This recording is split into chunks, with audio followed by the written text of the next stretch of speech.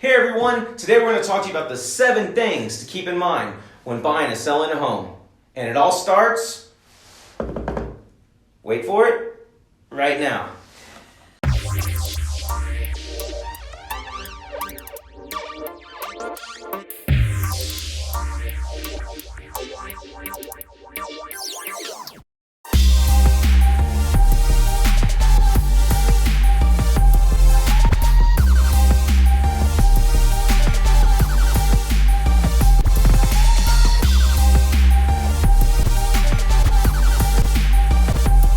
Hey everyone, I'm Brett Wallace. And I'm Amber Moore, and we're your Houston Local Guide. Okay, so before we get into it, go ahead, subscribe to our channel, hit that little notification bell. By now, you know we release a new video every single week. While you're down below, don't forget to get our email address and our phone number. Please do not hesitate to reach out to us anytime. We love hearing from everyone around the world. We are getting a lot of people reaching out to us, and thank you so much for the support. But we are realtors, and that's why we do this channel, and that's why we're talking about this topic today. It's a really important one, Brett. So this has been coming up a lot lately. Yeah, it has. This is a little bit more real estate focused than some of the things on our Houston Local Guide channel, which is lifestyle and Houston centric kind of channel. But of course, we, like Amber said, we're real estate agents, and we buy and sell and help people buy and sell a lot of homes. So closing week, the week before closing, there's so much going on, right? Movers, this, that. So we're just going to go over some of the things that we see that are kind of like in between the lines of a contract, and sometimes don't get addressed but do come up, and sometimes they can be problematic if you already haven't. You and your real estate agent, even with a lot of professionals involved, some of these things slip between the cracks. So let's get into number 1, and this is more for sellers, but we'll tie it also in for buyers. Utilities, water, gas, electricity. Keep them on throughout the duration of the contract. Has to be on for the inspections. So sellers, don't ever call the gas company or the electric company and say, "Hey, cut my utilities." Yeah, we already moved out. Who cares? Correct. So horror story. I had a closing last month where the week of, the buyer did a walkthrough 48 hours before and says, "Oh hey, there's a bidet in one of the bathrooms. My client does not want that there." So fancy house. My clients are like, "Fine, we'll go remove it." So they go by there 2 hours before closing. They had turned off their water like literally 24 hours before. Luckily, the toilet lid was shut, but when the water came, the buyer activated their water, and apparently one of the valves was open. Because they didn't know better, when the buyers did their walkthrough, there was no utilities, so they were probably just testing it and left it open. And so when their water 2 days later, like right before closing, got turned on, the valve was open. Water was shooting up. The lid caught it, and it just got some tile wet. But if it would have been a day or two, it would have flooded the whole master bedroom, the carpet, the padding, sheetrock, trim. So again, when the water's off, people sometimes leave things on. And then when the water gets turned on, sometimes at midnight, 1 a.m. So the point is, if you're a seller, we advise you keeping them on through after, like maybe the day after closing. And buyers should have utilities turned on the day of closing. Correct. Right? If you're scheduled to close August 25th, as a seller, I would say, hey, people, let's cancel our utility. Let's zero it out on the 26th. Because what's going to happen before then is the buyer's going to schedule their utilities to start the day of closing, the 25th. So sometimes closings do get delayed. You're going to know before August 25th and 6th if you're, so you might call them and say, hey, I know I gave a termination date of the 26th. Let's push that to September 2nd. Right? So you just never want to lapse in utility service at the house. Right. Okay? So sellers, 1 day after the contract, and then buyers start at the day of. So there's a 24-hour doubling up so we make sure that there's always utility service. It reminds me of another deal you and I did where the seller turned off the utilities the day of closing thinking, oh, it should be fine. But the utilities got shut off that morning, and then we went to do a walkthrough. In a 90-degree home, and the maid there couldn't even vacuum. There was a maid there, no lights. The maid couldn't see what they were cleaning, and they couldn't vacuum. And we couldn't test the AC, which is one of the things that was supposed to be fixed, or there were some electricity-related things that needed to be checked. And it was a stressful day for all parties. Right, so that's why this was number 1 on the list. And that's why I'm bald. I think that happened a while back. Hey, stop it. See, here she's being funny on this one. Okay, so let's get to number 2. The easiest way to say it is what stays with the home and what goes. Right. Okay, if it's attached to the home, Ring doorbell is screwed into the home. Okay, TV mounts are screwed into curtain rods. Curtain rods. Yeah. So chandeliers, light fixtures, things of this nature. And there's a couple things like fireplace screens that sit in front of the fireplace that isn't physically attached, but that's considered an attachment to something that is, which is the fireplace. Garage door remotes for the clickers. That's not screwed into the house, but it is attached to something that is the garage door opener. So anything that is attached to the home or goes with the thing that's fastened to the home as an attachment is included in the home. Now, if you have a chandelier that's some fancy restoration hardware, $10,000 chandelier. Okay, mine's not $10,000. But if you want to take it with you, we have to, as realtors, write it in as an exclusion on the contract. You can have whatever. Exactly, but we want to market the property before the person walks in. It's like, correct. Oh my God, I'll give them list price. I'm gonna give them $10,000 over, and they write it, and then it's like, okay, we accept, and then it's like, oh yeah, but we exclude the restoration hardware chandelier. It's like, I thought that was gonna. So when we take a listing agreement, sellers, we need to have a list of things that you do not intend to include with the sale of the home. Okay, so. The most common things, obviously, refrigerators, washers, and dryers are not fastened to the property. Stoves, microwaves, dishwashers, those are considered part of the kitchen suite. So that's not really ever excluded. That's part of the sale. Refrigerators, washers, and dryers are typically the 3 non-realty items that get brought up the most. So we like to just address it on the front end, just to be clear. Yeah. So again, it's always easier to start and exclude stuff, and then as you go on, you're under contract. If somebody wants to say, hey, how much do you want for that, for this right here, this artwork that's hung on the wall, right? So you can discuss that, but again, let's not try to get too confusing on the negotiations up front. Let's make it about the home, okay? Right. And most sellers do take it as a compliment that you love the decor, their furnishings. Yeah. So that's a discussion once we get past inspections and whatever. It's either for sale or it's not, and they'll offer you a price, or if you've been a great buyer and you've offered a way amount over, which has happened. Yes. So they might just say, you know what, y'all been so lovely to deal with. Yeah. Keep it. Right. Bald real estate agent that's represented a buyer, you can have it. I've heard them. I'm kidding. I usually don't get anything. But the point is, once someone sees something, they can't unsee it. So it's better to address everything up front, manage expectations accordingly up front, so there's no confusion. And this goes into point number 3. Okay, so we talked about TV mounts. Okay, some people have the 3-way articulating mounts, the ones that'll come out and touch you and serve you popcorn. So they're like I want that TV mount. Okay. What's going to happen when you remove a TV mount and these big lug nut screws that fasten into the frames, the studs? Mm-hmm. There's going to be huge holes, okay? Yep. So in the contract, there's not a place that says seller to replace to putty, to put painter putty or caulk and paint and touch up. And I've seen some very cruddy touch up painting done. Maybe the paint's 7 years old and they didn't have extras, so they went to Sherwin-Williams to go match it. And then it didn't really match. You touch a dot over, and then they end up painting a big square over it, and then a bigger square. You got to paint the whole wall until there's a break in the wall, an angle. So let's just get clear about that. That this is like I just said, it's big girl, big boy time. You're buying a home, spends $250,000, $500,000, and there's just so much drama sometimes over little tiny things.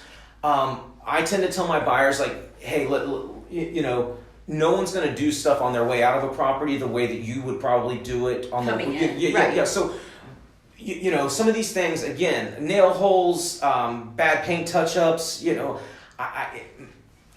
there's nowhere in the contract to talk about it. Typically, the etiquette, which is the thing about this video, is like the things to be considerate for your counterpart, your buyer, your seller. Right. It should be a win-win for both sides. Yeah. You want to do a good job, right? You want to cut the lawn. You want to have the lawn cut within, I'd say, 2 or 3 days before closing. You don't want to turn a new property over to a buyer with a foot-high grass. And that can happen very quickly with all the rain that we get. They got the movers coming in. They got utilities. They got to go buy. They're living on an air mattress the first 3 days. They don't have any of their kitchenware. They're ordering in food. They're Ubering. They're Uber eating. Right.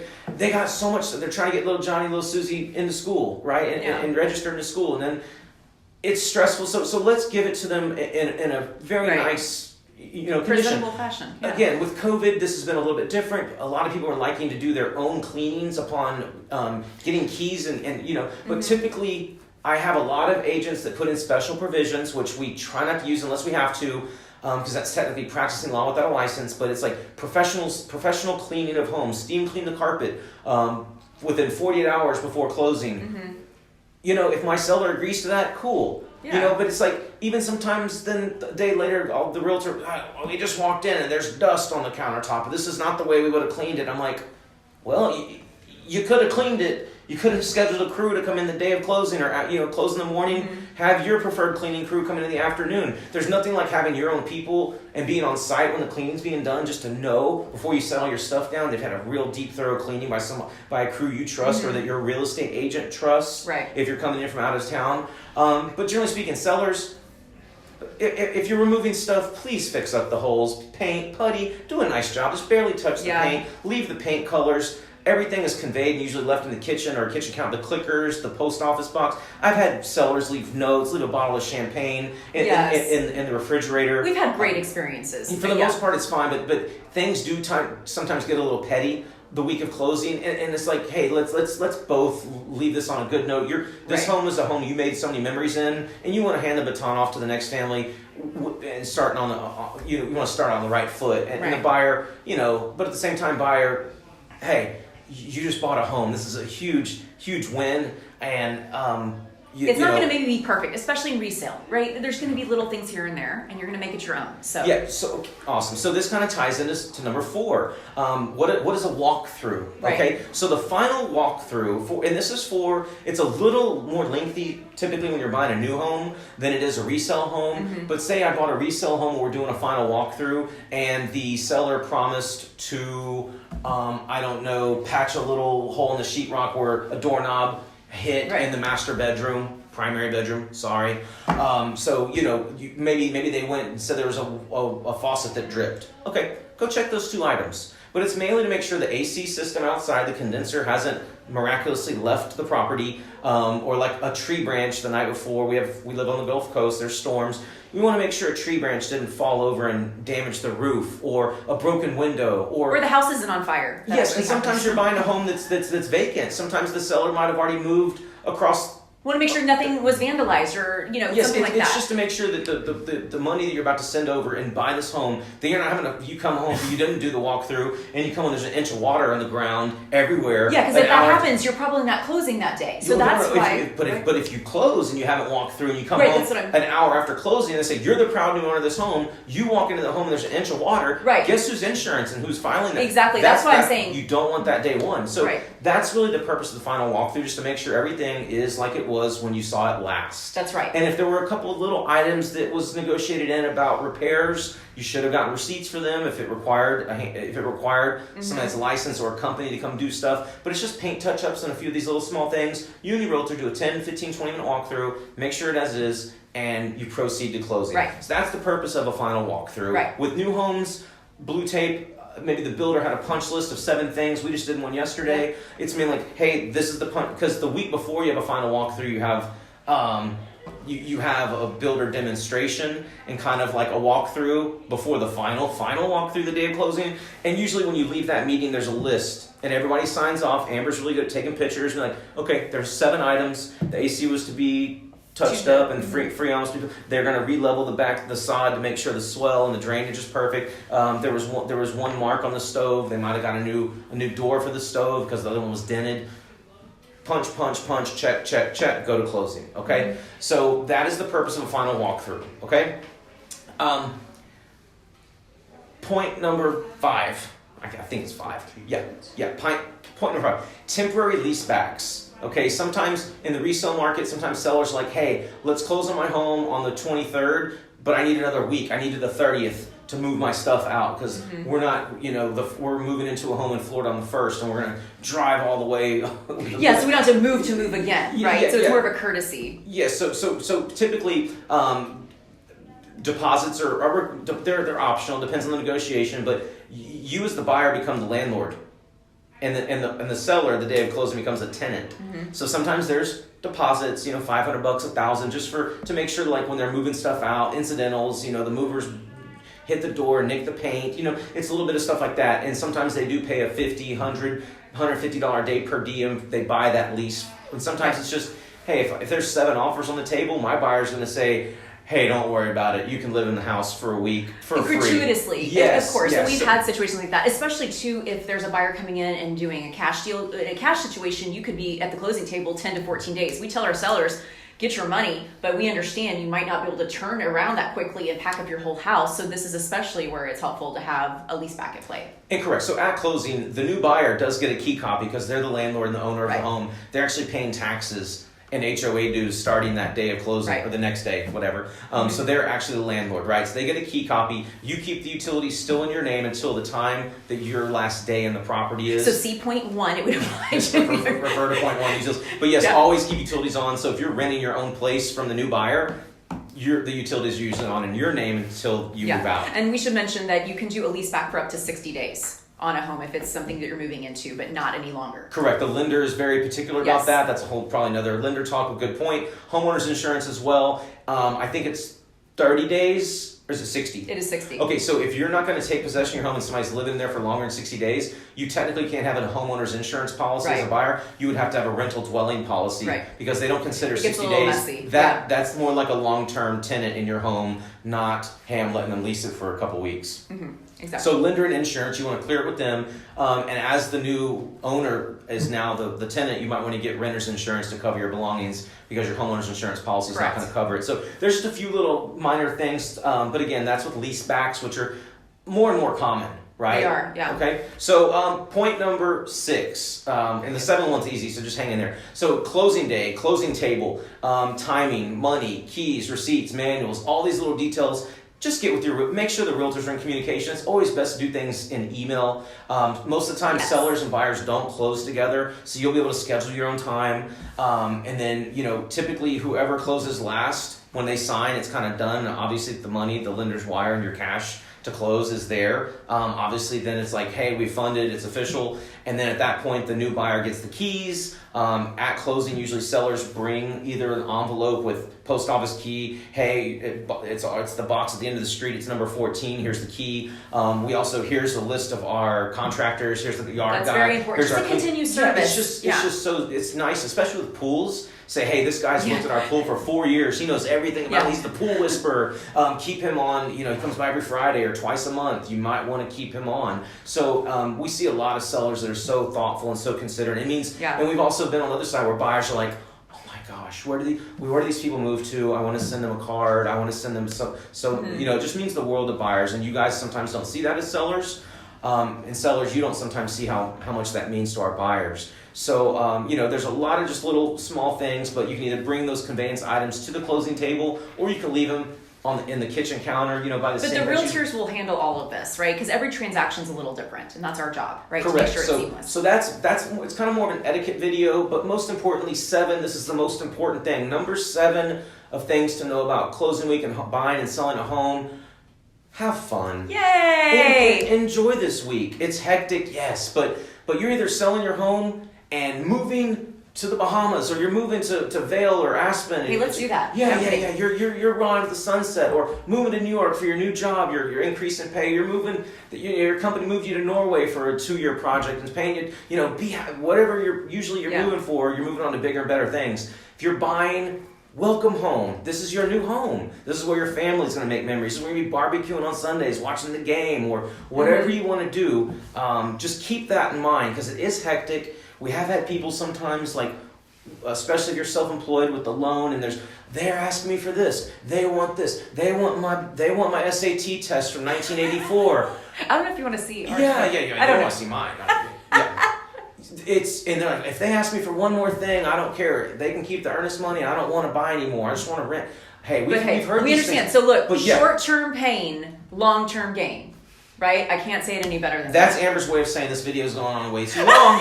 And she is correct, but have fun. That's the most important item of all 7. But these are some of just our thoughts on the things we go across every day, every week, with a lot of buys, a lot of sells. We're on both sides of the table, 50-50. Literally, we're on both. Yep. But we're on the same side of the table. Do you know what I mean? I want your TV mounts. Okay. You can have them. So anyway, guys, we really appreciate you watching this video. And again, thank you so much for all the calls. Thank you so much for just reaching out all the time. We love talking to you guys, and we've really started closing a good amount of deals and transactions for our viewers on this channel. So it's come to fruition, and it's taken a little while, but the subscriber count keeps going up, and you guys keep watching and calling and reaching out. It's 1 or 2, 3 calls a day for both of us. So we love it. We thank you so much, and we can't wait for you to see the next video. We can't wait to hear from you, and thank you so much. See you next time. Bye-bye.